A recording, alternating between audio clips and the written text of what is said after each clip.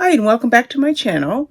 This book review is for How to Keep a Husband for 10 Days by Jessica Hatch. It's kind of like a rom-com, but it has a lot of seriousness to it. What I was thinking about this book is it is kind of like a happily ever after in reverse.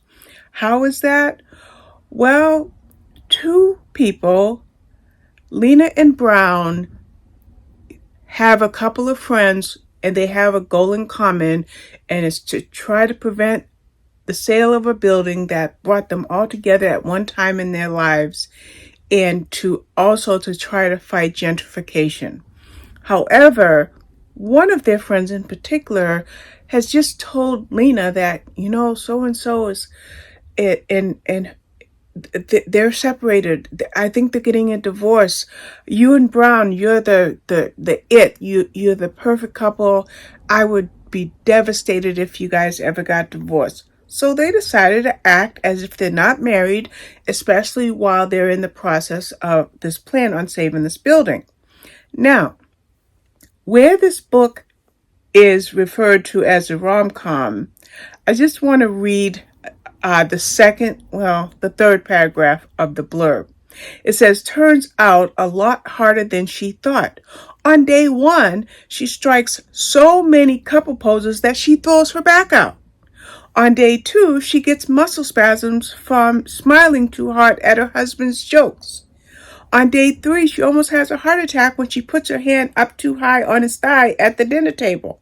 And on day four, when she accidentally grazes Brown's lips when aiming for his cheek, she almost passes out in the middle of the restaurant. What's happening? Well, they were enemies, pretty much. Talk to me through my lawyer. That's it. If the lawyer's not involved, I don't want anything to do with you. But now they're acting as if they're married for the sake of maintaining their friends in common. Now, they both feel that one or the other, could lose their friends if it became a fact or known that they were headed for divorce. The thing is, as once, day one, day two, day three, day four, as I just read that paragraph, what happens?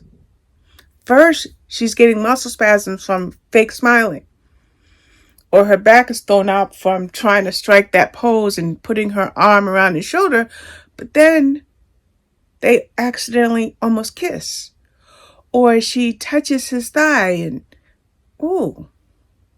So that's why I called this book Happily Ever After in Reverse.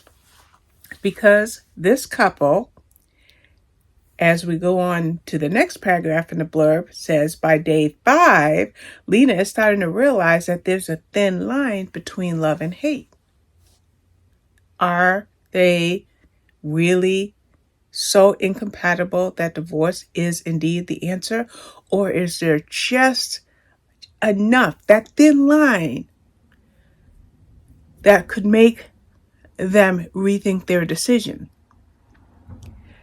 And even if one of them is rethinking things, does that mean the other is? Okay, now, when a couple agrees to divorce, for that part of it, they're on the same page because they have lawyers. They're in the process. They're about to sign papers. But if one of those two decides that they want to try to work things out, does it mean that the other feels that way? Well, you're only going to find that out if you read this rom-com from Jessica Hatch. Yeah, it's a really good book. I will say, now I am looking at Goodreads because I wanted to see what other Jessica Hatch books I read. I know I read at least one, but I have to check. Oh, looks like this might be my first Jessica Hatch book. Okay, check that out. So I found a new author. Now, I want to say this, that if you look at the Goodreads, the average rating rounds out to 2.74. So you're getting about 3 stars for this book. But I like this book because I looked at it. Well, first of all, it's just the way I view books. When I read books, I look for what the author is trying to convey, how the characters come across, how the side characters come into play, and the beginning, the middle, and the end. How does all that flesh out in a book? Well, I think Jessica Hatch did a great job, and I'm going to go 4 stars. I really am.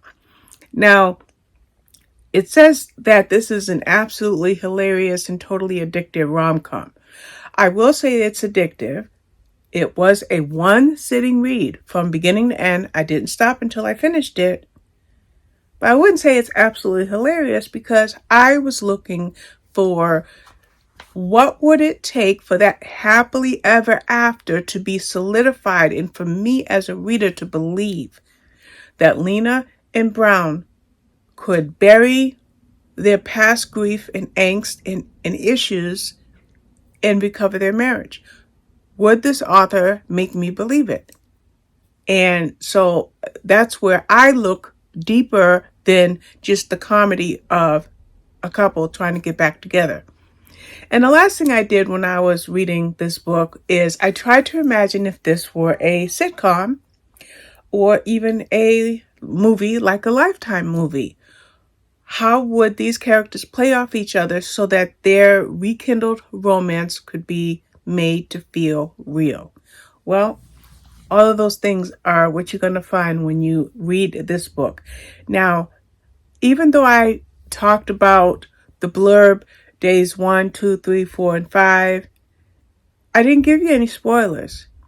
I just gave you things that I looked for in the book and maybe you can look for when you read the book.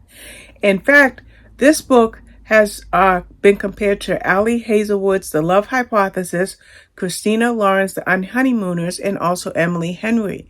So keep those authors in mind if you have read any of those romances and let me know. Let me know if you want to check this book out. Now, you can get it on Kindle Unlimited.